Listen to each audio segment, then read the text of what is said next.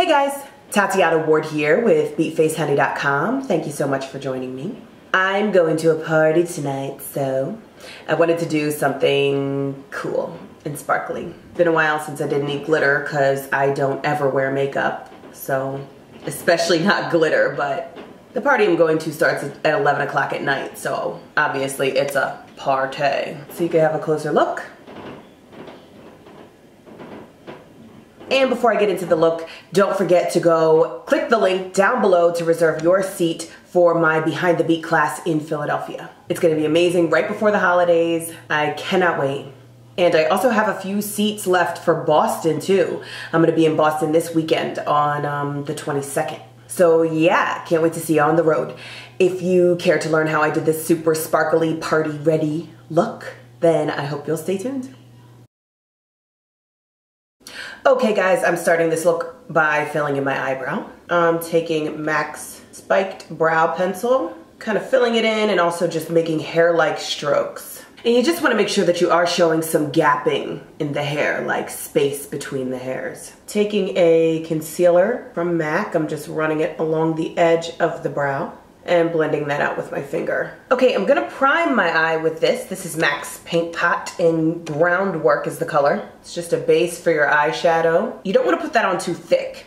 It has the capability of changing and altering the color of the eyeshadows that you put on it. So the more sheer it is, the less pigment it has and the less it will change the colors that you're trying to use. Taking this eyeshadow, this is NARS Alhambra, using this gold as opposed to the pinkish one. I am putting that under the brow for a really beautiful shimmer. Okay, and I've really grown to love Stila's eyeshadows. This is a palette that I got from Sephora, and there are the colors. The palette is called Mind from the Eyes Are the Window series. So this was a series, I think they have Earth, Mind, I don't know, it's like 3 different palettes. I'm gonna take this color right here in the center. Using a Sigma E40, I'm blending that into the crease of the eye, upwards towards the highlight that I put under the brow. And you'll notice that my glitter has some like purples in it. So I wanted to incorporate a purple, but have it be a little bit subtle. I'm gonna use that eggplant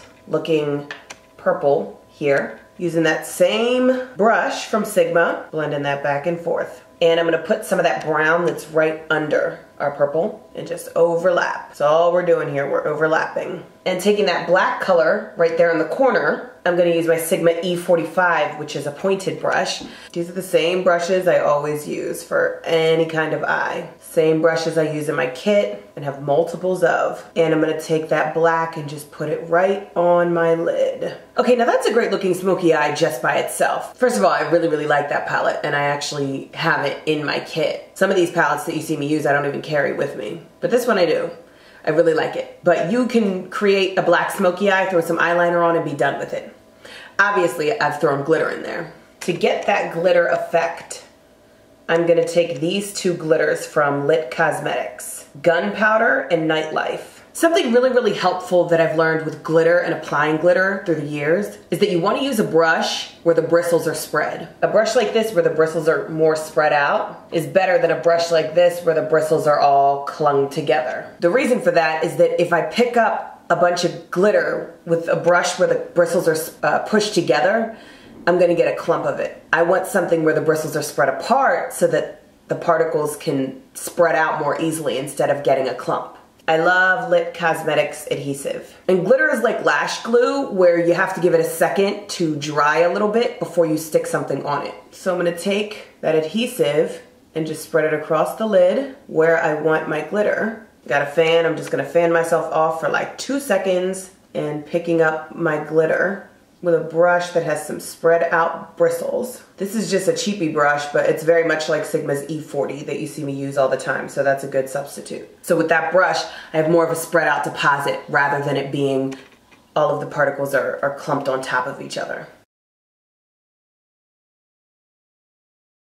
Okay, and I'm gonna take MAC's Prep and Prime Translucent Powder. It's a white powder. I'm setting under my eye, so I'm setting that concealer that I just put down. Alright, so I really didn't feel like I needed to put eyeliner on because I didn't want the glitter to be covered up at all. I feel like the older and older I get, the less and less eyelid I have. So the less and less eyeliner I wear because I feel like it's closing me off. In my Behind the Beat class, I love to talk about like makeup myths and things that you see people ranting and raving about that really I don't feel like are any good. I wish this thing was one of them, but it's not. Mink eyelashes.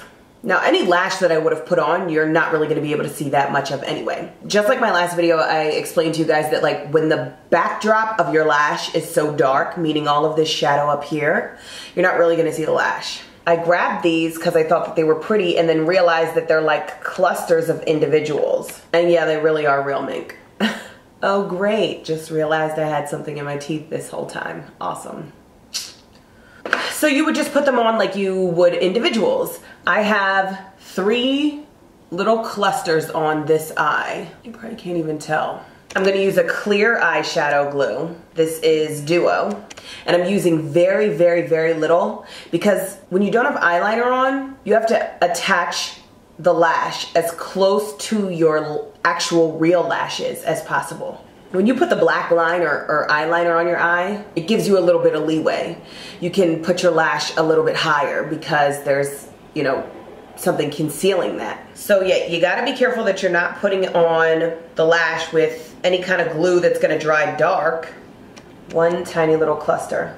And you could just stick them where you want. And you may be wondering why I say that the mink lashes are better. The hair is literally thicker. Like a mink's hair is more coarse than ours. A human hair lash as opposed to a mink hair lash, mink is more coarse, more full, more dramatic. I love drama. So yeah, the mink really is just really awesome.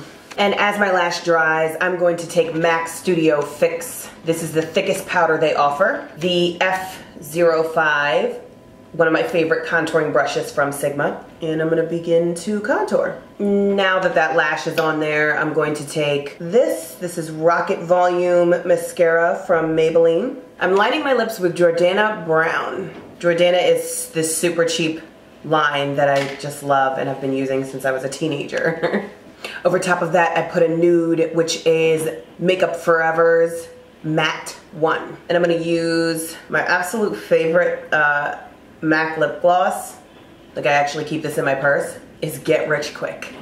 And I'm gonna take some of this. This is Gilded. It's an Urban Decay bronzer. The color is Gilded. Using that as a highlight. You'll notice I put no blush. I'm dramatic enough. Okay, and there you have it. That is your completed look. As usual, you could go to the Show More option that's right below this video for a detailed list of all of the products that I used. Don't forget to make sure you sign up for my Philadelphia Behind the Beat class. It's gonna be great to be home. And I can't wait to see you guys back here really soon. Thanks, bye.